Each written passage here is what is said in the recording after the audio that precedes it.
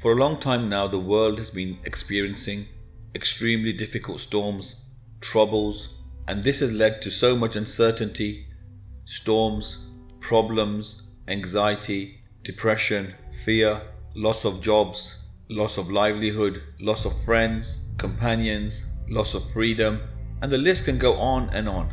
But in all this, sometimes people tend to forget that the children, although they are silent or don't express or speak out their feelings, they too have been traumatically affected in so many different ways with the current pandemic, which has changed everyone's life in so many ways. So at the Tuition Arena, we have decided to do a series to investigate, explore, and help parents connect, share, and understand what their children are going through in order to find ways to help children with the mental health issues that they may be facing in silence.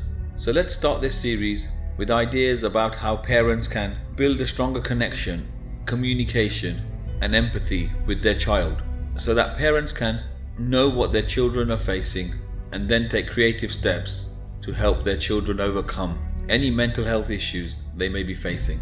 So let's begin. Good luck.